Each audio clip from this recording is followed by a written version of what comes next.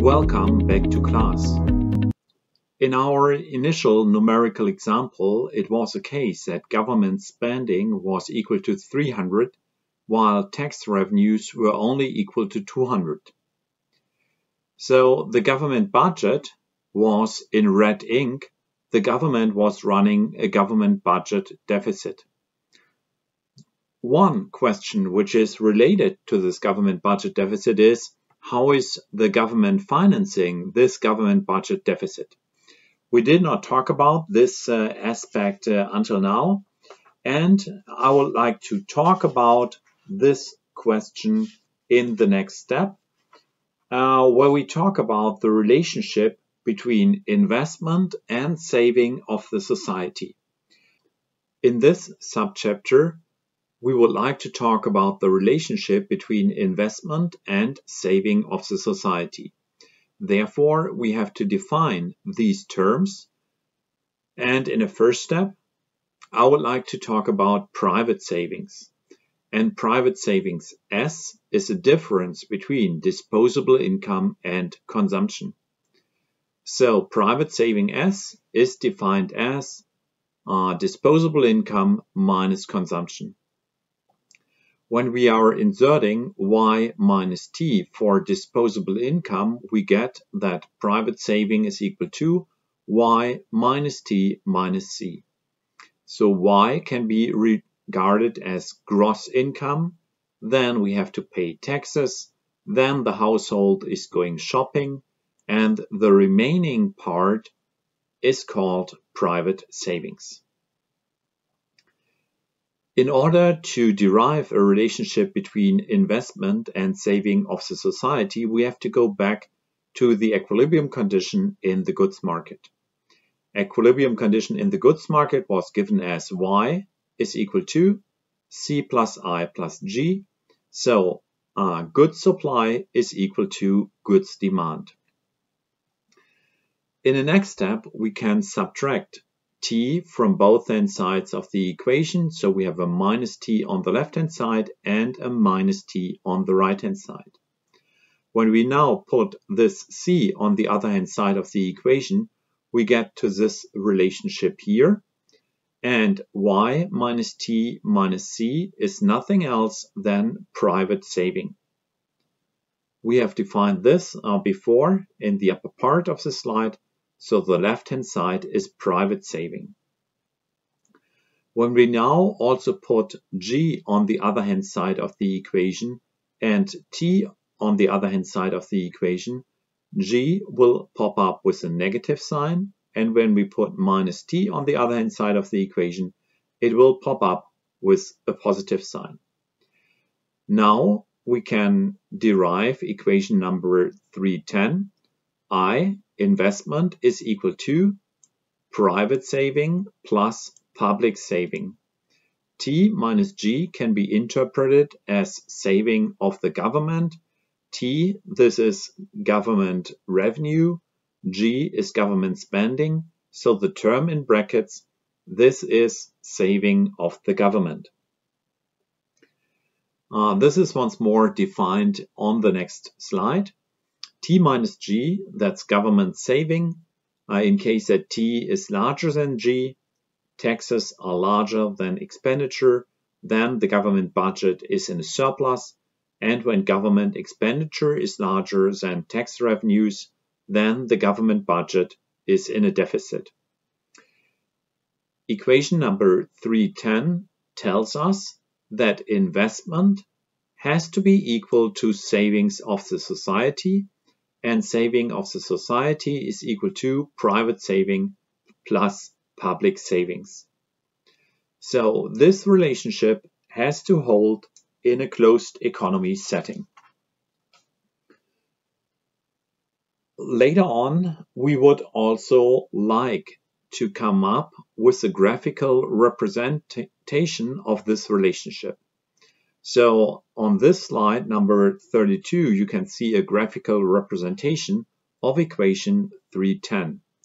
The blue line, this is investment, and the pink line, this is saving of the society, which consists out of these components, private savings and public savings. In order to graph this relationship, we once more have to come up with a numerical example, and we have to find out how does the saving of the society curve looks like. The investment curve, that's pretty simple because investment will be equal to 150, which is our value from the first basic numerical example. So I'll go back a few slides so that we can derive these curves. So in a first step, we can try to compute saving of the private household. Like saving of the private household is given by gross income minus taxes minus consumption. And for C, we can also insert the consumption function, which is like minus C0 minus the autonomous component minus the term which depends on disposable income. When we now plug in the information we have for our basic scenario, it was the case that GDP was equal to 1,600, taxes were equal to 200, and then we have here our consumption function. Disposable income is equal to 1,400. When we compute this value here, then we get the information that saving of the private household is equal to 250. Then it seems to be the case that this relationship 3.10 indeed holds. Investment of the companies is equal to 150. Private saving is equal to 250. And saving of the government is a negative 100. The government is running a government budget deficit. Hence, it is the case that the saving of the private household is, on the one hand side, financing investment, and on the other hand side, private household are financing the government budget deficit. So the private households receives 250 units of bonds, 150 units stem from companies, and 100 units stem from the government. Now, I would like to start to prepare for the graphical analysis. And there it is especially important that we look at the right-hand side of this equation, because of the fact that we want to plot the saving function of our economy. So in the first step, we start with the information we have with respect to private savings, like the saving of the private households. This is given by y minus t minus the consumption function. We can get rid of this bracket here, so that we get minus C1 times minus t is a positive C1t. Then we have a minus t here from equation 18. We have a minus C0. And then we have, when we write y out of brackets, we get 1, a positive 1. It stems from this y here, and a minus C1, which stems from this relationship there. We can now plug in the right-hand side of equation 19 into this equation 3.10. So we can insert the right-hand side of equation 19 instead of private savings. So this part here represents now private savings. Equation 21, there we have a minus t here and a positive t here. This will cancel out, this minus t and the plus t, so that we get to this relationship here. A minus C0, a positive C1t, a minus g, and then this term plus 1 minus C1 times y. In our basic numerical example, it was the case that investment was equal to 150 This is the left-hand side, 150. Now we can once more plug in the information we have on the right-hand side. C0 is 100, so we have a minus 100 here. C1 is equal to 0.75. Taxes are equal to 200. Government spending equal to 300. Then we have in brackets 1 minus C1, which is equal to 0.25. 1 minus 0.75 gives you here this 0.25. When we combine these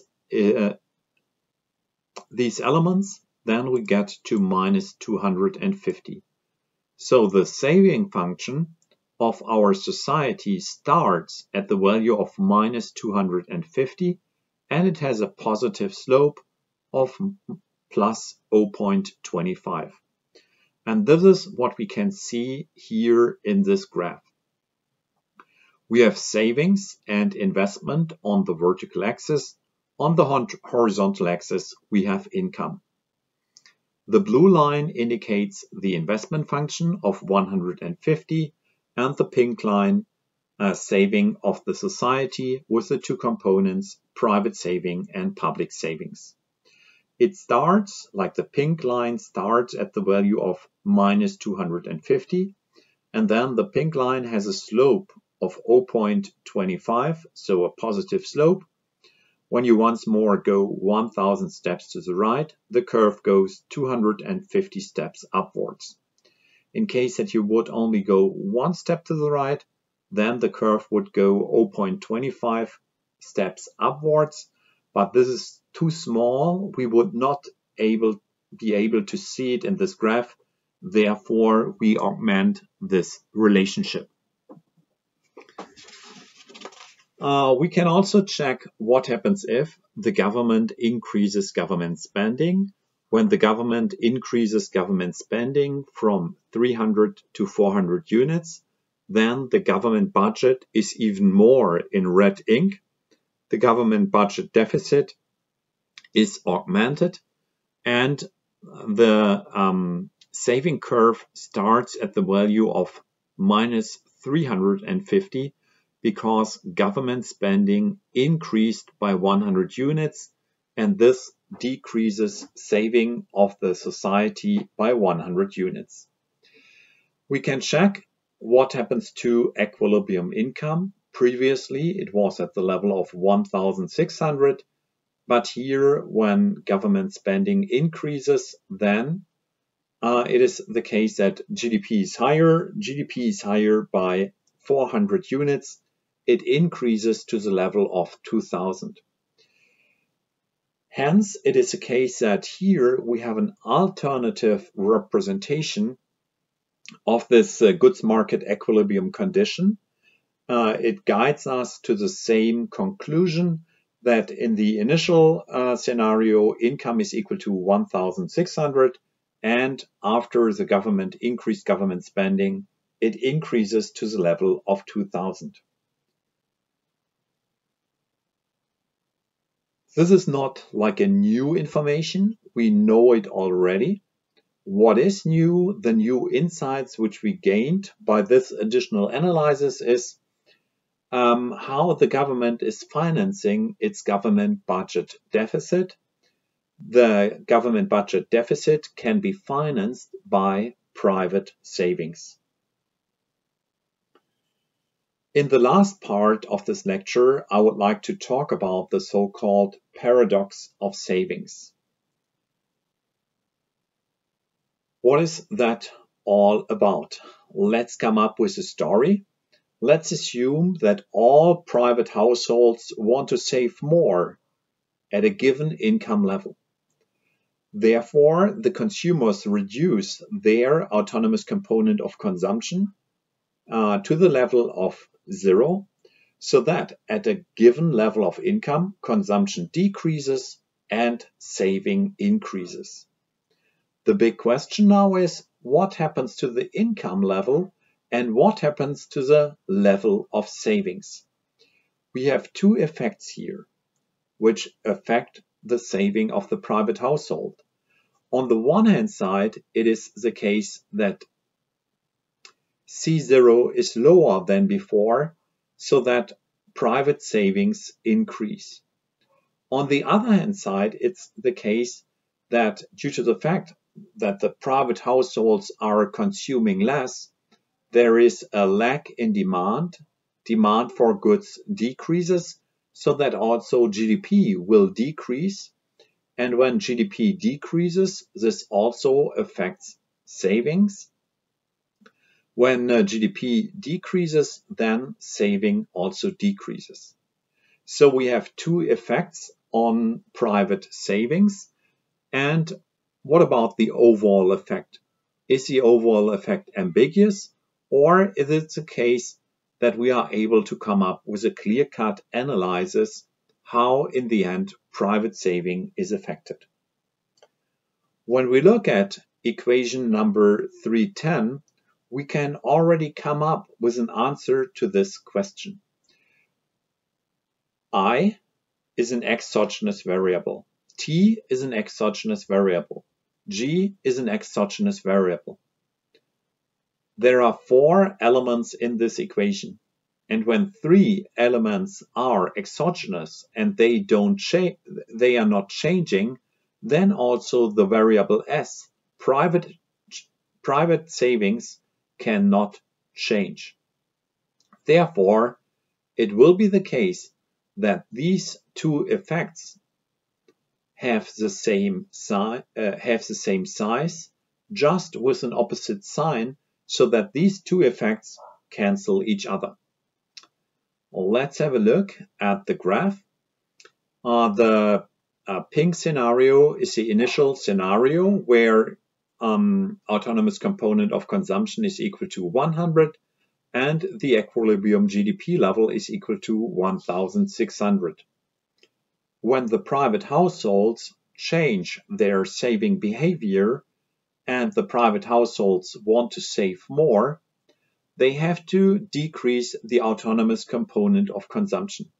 Autonomous component of consumption is decreased to the value of 0, so that the saving curve shifts upwards by 100 units, and the red saving curve is valid. And we can see here what happens to the equilibrium level of GDP. The equilibrium level of GDP decreases from 1,600 to 1,200. And hence it is the case that this leads to a recession. Income is lower than before. So when the private households try to save more, it will lead to a recession, and this reduces the possibility to save. What about the two effects? Do they cancel each other? Let's compute saving in the initial scenario and also in the second scenario. In the initial scenario, autonomous component of consumption is equal to 100 and the equilibrium level of GDP is equal to 1,600. When you, in the end, compute the result, private saving is equal to 250. In the new situation, it is the case that autonomous component of consumption is reduced from 100 to 0 because the private households want to save more, but this leads to a recession. GDP decreases from 1,600 to 1,200. In the end, saving is on the same level as before, and this result is called the paradox of savings. The private households want to save more, but this seems to be impossible because when all private households save more, it leads to a recession, GDP collapses, and this decreases the possibility to save. In the end, saving cannot change. Saving is on the same level as before, which is called the paradox of savings. This is the end of chapter 3. Thank you very much that you watched all 3 videos. Have a nice day. Bye bye.